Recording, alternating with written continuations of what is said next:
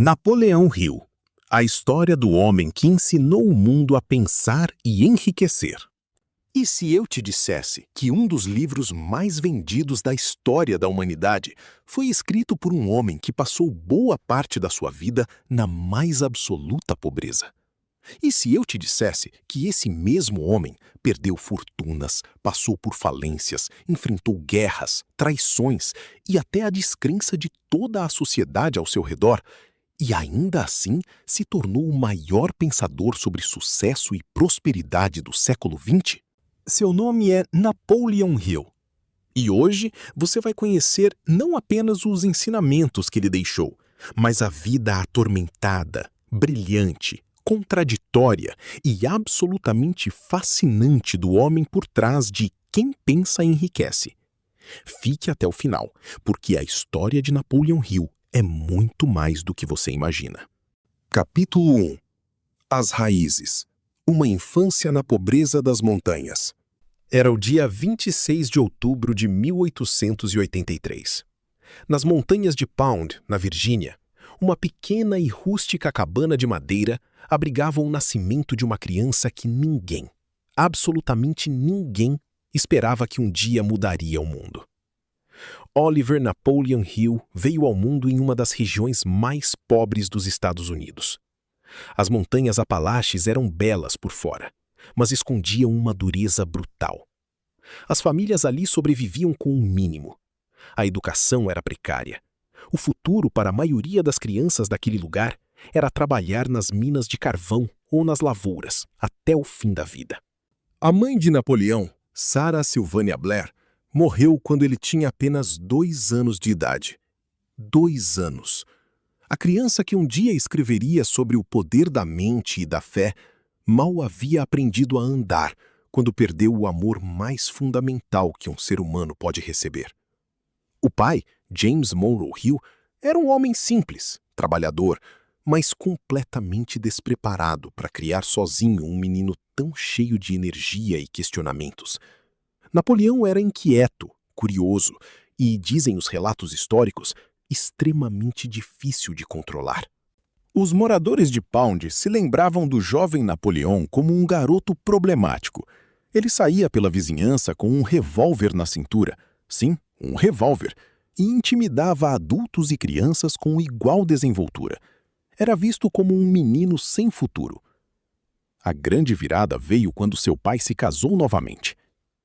A madrasta de Napoleão, Martha Ramey Boehner, era uma mulher diferente. Educada, determinada e com uma visão de mundo muito além das montanhas da Virgínia. Quando ela chegou à família, olhou para aquele menino rebelde e selvagem e, em vez de punição, ofereceu algo que mudaria tudo. Ela viu potencial. Napoleon, ela teria dito, você pode escolher ser o garoto mais difícil desta montanha, ou pode escolher ser alguém que faz a diferença no mundo. A escolha é sua. Essa madrasta extraordinária substituiu o revólver por uma máquina de escrever. E com esse simples gesto, plantou a semente que um dia se tornaria um dos maiores legados intelectuais da história americana. Napoleon começou a escrever. Primeiro para jornais locais, depois para publicações maiores. E algo em seu interior acendeu. Uma chama que nunca mais se apagaria completamente. Capítulo 2. O encontro que mudou tudo. Andrew Carnegie. O ano era 1908. Napoleon Hill tinha 25 anos e trabalhava como repórter para uma revista de negócios chamada Bob Taylor's Magazine. Sua missão naquele dia era entrevistar um dos homens mais ricos do mundo, o magnata do aço Andrew Carnegie. Carnegie havia nascido na Escócia em uma família pobre e construído, tijolo por tijolo, o maior império do aço que o mundo já havia visto. Sua fortuna era incompreensível para os padrões da época. Mas Carnegie era também um filantropo. Ele acreditava que os ricos tinham a obrigação de devolver à sociedade. A entrevista, que estava marcada para durar 3 horas, se transformou em um encontro de 3 dias. Carnegie ficou fascinado com aquele jovem jornalista das montanhas da Virgínia. Não por sua beleza ou suas conexões sociais, Napoleon não tinha nenhuma das duas. Mas pela intensidade de suas perguntas, pela profundidade de seu pensamento, pela fome de compreender como as pessoas chegavam ao sucesso. E então, Carnegie fez uma proposta que mudaria a história. Jovem, disse Carnegie, eu tenho uma ideia. Alguém precisa estudar os homens mais bem-sucedidos da América e descobrir os princípios por trás do sucesso deles. Não um livro de filosofia abstrata, mas um guia prático, baseado em observação real de pessoas reais. Você estaria disposto a fazer isso? Napoleão respondeu que sim. Preciso avisá-lo, continuou Carnegie, que não vou pagar por esse trabalho. Vou fazer algumas introduções, abrir algumas portas, mas a pesquisa, as entrevistas, os anos de trabalho, isso tudo você vai fazer por conta própria. Você aceita assim mesmo? A lenda diz que Carnegie tinha um cronômetro escondido na mesa. Ele estava medindo o tempo que Napoleon levaria para responder. Sua teoria era que um homem determinado responderia em menos de 60 segundos. Napoleon respondeu em 29 segundos. Sim, eu aceito. Carnegie sorriu. E assim começou a missão que consumiria os próximos 20 anos da vida de Napoleon Hill. Capítulo 3. 20 anos de pesquisa. Os bastidores de uma obra-prima. Imagine dedicar 20 anos da sua vida a uma ideia. Sem salário, sem garantias, sem nenhuma certeza de que o trabalho seria reconhecido um dia. É isso que Napoleon Hill fez entre 1908 e 1928. Com as cartas de apresentação de Carnegie como passaporte, Napoleon conseguiu acesso a uma galeria de titãs que dificilmente qualquer outro jornalista teria. Thomas Edison, Henry Ford, Theodore Roosevelt, John D. Rockefeller, Wilbur Wright, William Howard Taft, Alexander Graham Bell e dezenas de outros. Ele se sentou à mesa com inventores, presidentes, industriais e filantropos. Ele perguntou, ouviu, anotou e refletiu. Ele foi além das entrevistas formais. Buscou padrões, conexões, princípios que se repetiam independentemente da área de atuação ou do contexto social de cada pessoa. Algumas das histórias desses encontros são absolutamente fascinantes. Com Thomas Edison, por exemplo, Napoleão ficou maravilhado com a capacidade do inventor de trabalhar por dias sem dormir quando estava próximo de uma descoberta. Edison lhe disse algo que Napoleão nunca esqueceu. A maioria das pessoas desiste exatamente quando estão a um passo do sucesso. Com Henry Ford, Napoleão aprendeu sobre a importância da especialização e da persistência. Ford, que mal havia completado o ensino fundamental, havia construído um dos maiores impérios industriais do mundo com base em uma única ideia que todos disseram ser impossível. Mas a vida de Napoleão durante esses 20 anos não foi nada glamurosa. Enquanto pesquisava o sucesso alheio, ele próprio vivia na pobreza e na instabilidade. Seu primeiro casamento, com Florence Elizabeth Horner, entrou em colapso sob o peso das ausências, das dificuldades financeiras e das escolhas de Napoleão. Eles tiveram filhos, mas o relacionamento não sobreviveu. Napoleon Hill fracassou em negócios. Várias vezes. Ele teve uma escola de direito que fechou, teve negócios publicitários que nunca decolaram, tentou vender cursos por correspondência antes que o mercado estivesse pronto para isso. Cada fracasso parecia contradizer frontalmente os princípios que ele estava pesquisando. Mas Napoleão entendia algo fundamental. O fracasso era parte do processo, não a conclusão. Capítulo 4. A Grande Depressão e o nascimento do livro. Em 1928, Napoleon Hill publicou sua primeira grande obra, The Law of Success, A Lei do Sucesso, uma coletânea em 8 volumes que compilava tudo o que havia aprendido em 2 décadas de pesquisa. O livro foi bem recebido. Não foi um fenômeno imediato, mas estabeleceu Hill como uma voz legítima no campo do desenvolvimento pessoal. E então, em 1929, o mundo colapsou. A Grande Depressão varreu os Estados Unidos com uma ferocidade que ninguém havia previsto. Milhões perderam tudo. o desemprego chegou a quase 25%.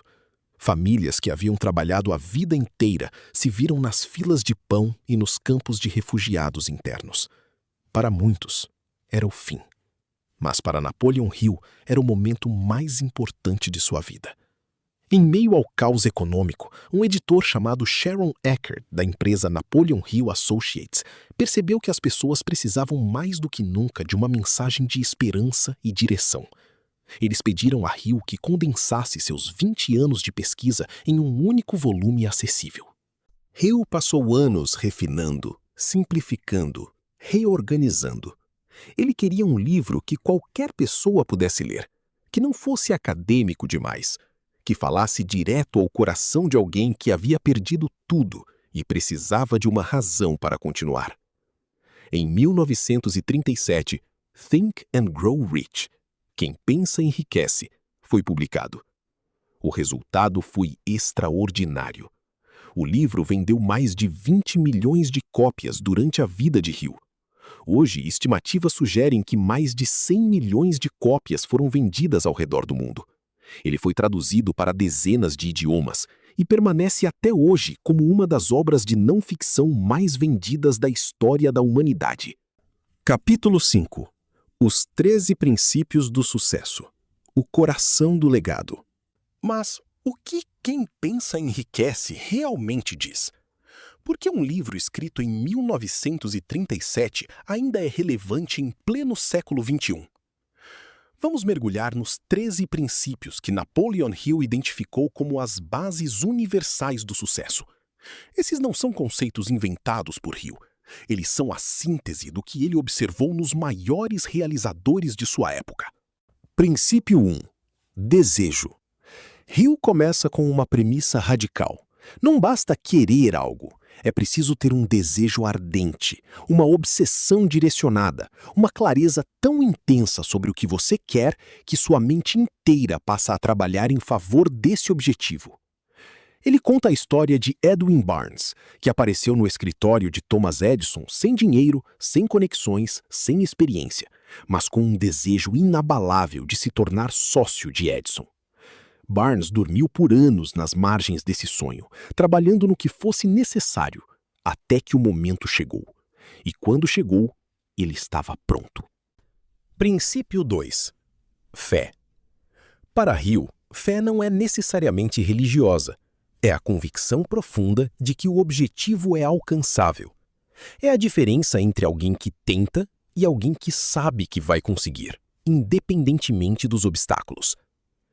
Hill acreditava que a fé pode ser cultivada e que a autossugestão, a repetição consciente de afirmações positivas, é o mecanismo pelo qual plantamos crenças na mente subconsciente.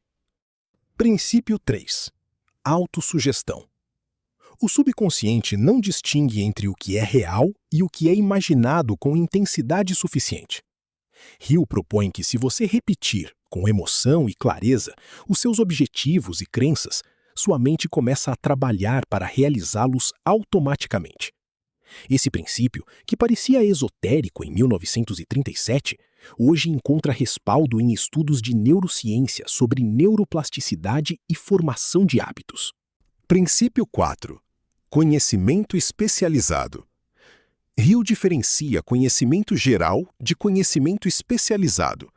Você não precisa saber de tudo. Precisa dominar profundamente o que importa para o seu objetivo e precisa saber onde buscar o conhecimento que não tem. Princípio 5. Imaginação. A imaginação é a oficina da mente, dizia Hill. Todo grande empreendimento começa como uma imagem mental. A imaginação sintética reorganiza conhecimentos existentes. A imaginação criativa cria algo genuinamente novo. Princípio 6. Planejamento organizado. Os sonhos sem planejamento são apenas sonhos. Hill descreve como transformar desejo em ação, através de planos concretos, revisados constantemente e executados com determinação. Princípio 7. Decisão. Hill observou que todos os grandes realizadores tomavam decisões rapidamente e as mudavam lentamente. A procrastinação era, para ele, o inimigo número 1 do sucesso. A indecisão era a prima da procrastinação.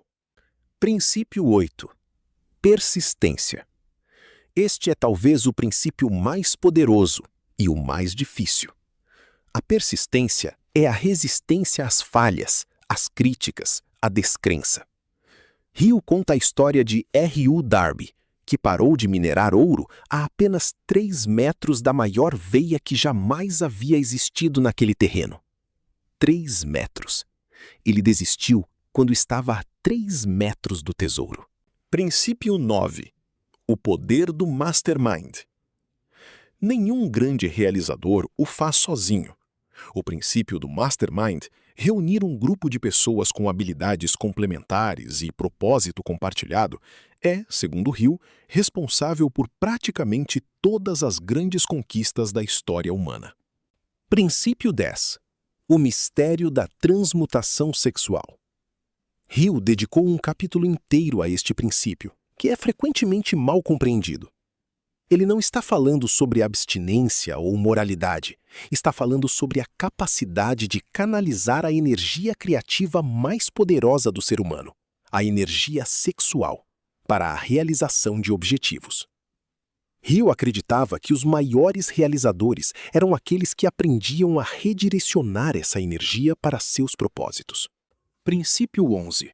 A mente subconsciente. O subconsciente trabalha 24 horas por dia, 7 dias por semana. Enquanto dormimos, ele processa, conecta e resolve.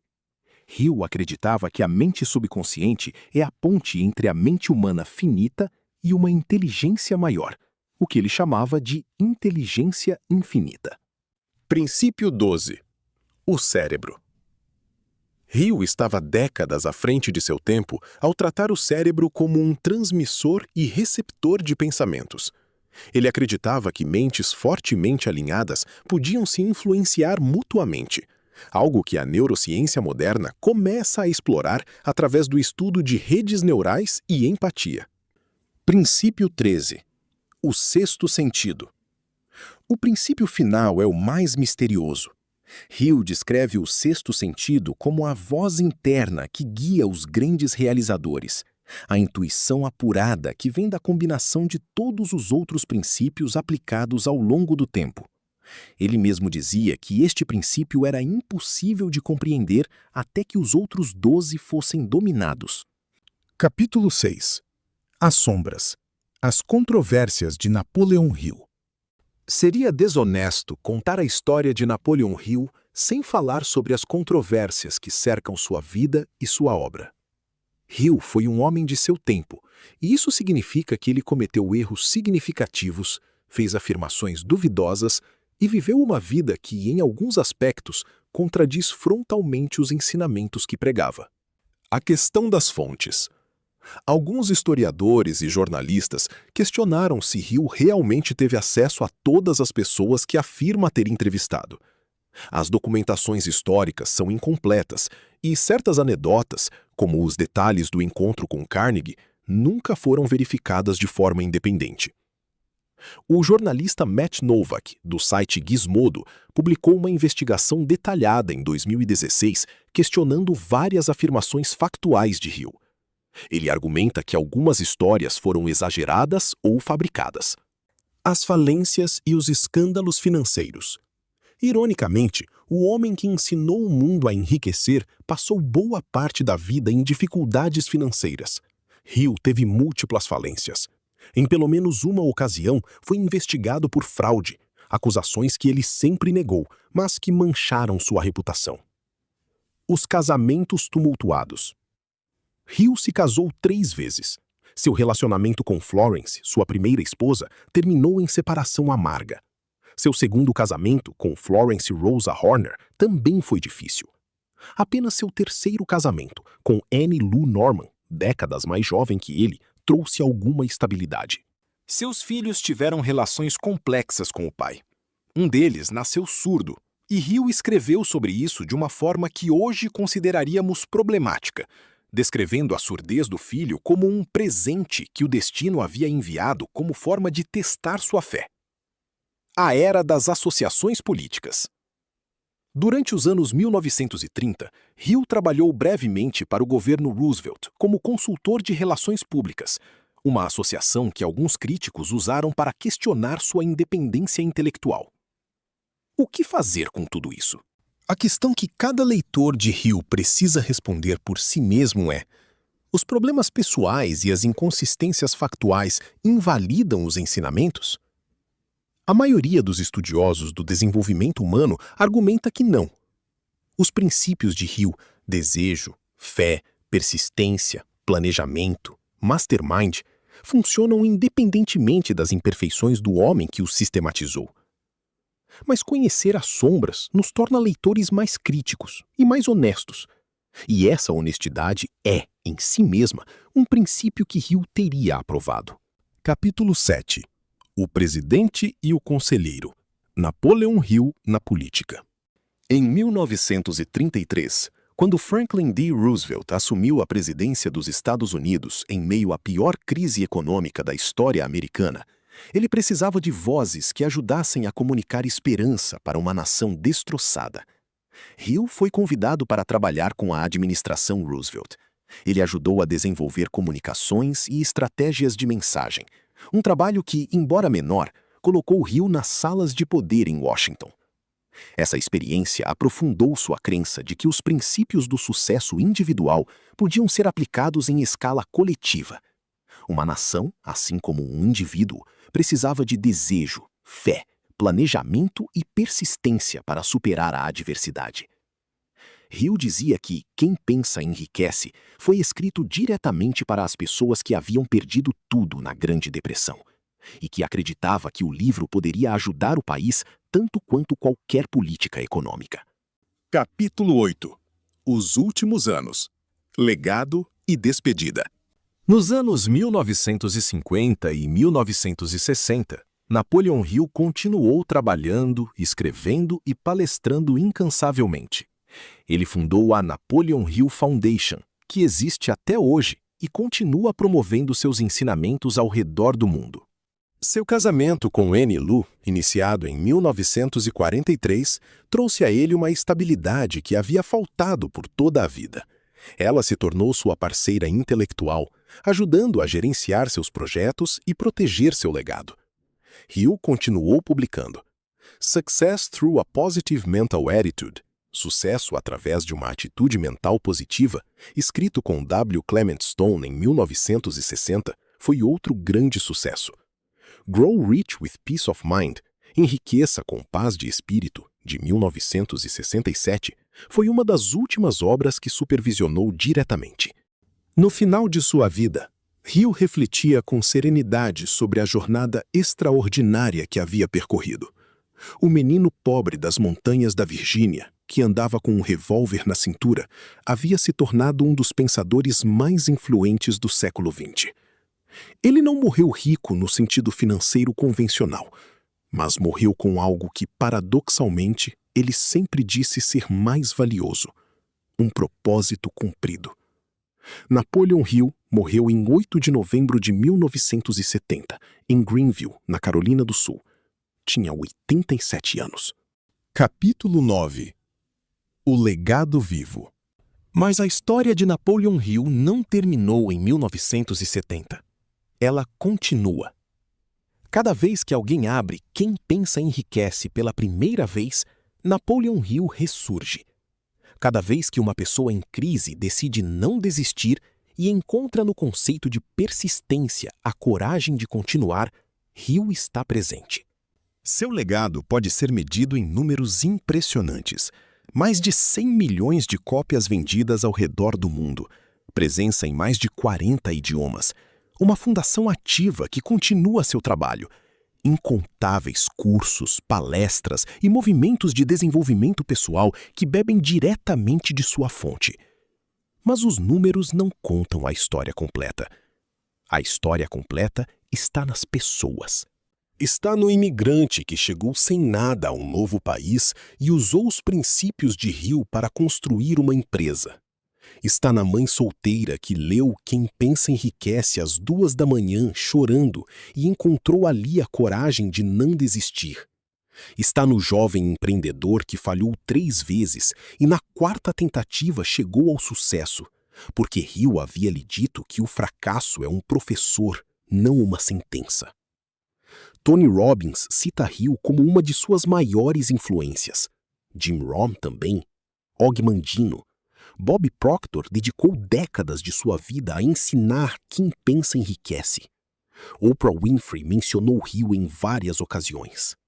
O legado de Napoleon Hill é, em sua essência, democrático. Não importa onde você nasceu. Não importa qual é sua situação financeira atual. Não importa quantas vezes você falhou. O que importa é o que você pensa, o que você deseja com intensidade, e se você está disposto a persistir quando tudo ao seu redor diz para desistir. Essa era a mensagem de Hill há quase 100 anos, e ela permanece com toda a sua força, verdadeira até hoje. Reflexão final. Napoleon Hill era um homem contraditório. Pregava a prosperidade e viveu na pobreza por décadas. Escrevia sobre relacionamentos saudáveis e teve casamentos difíceis. Afirmava conhecer os segredos do sucesso e fracassou em vários negócios. Mas talvez seja exatamente por isso que sua mensagem ressoa tão profundamente. Hill não era um guru perfeito vivendo num pedestal. Era um ser humano imperfeito, cheio de falhas, que havia observado algo genuíno sobre a natureza humana e teve a coragem de compartilhar. Ele entendeu que o sucesso não é um destino reservado para os privilegiados. É um caminho percorrido por aqueles que decidem, com consciência, com fé e com persistência, que a vida que desejam é possível.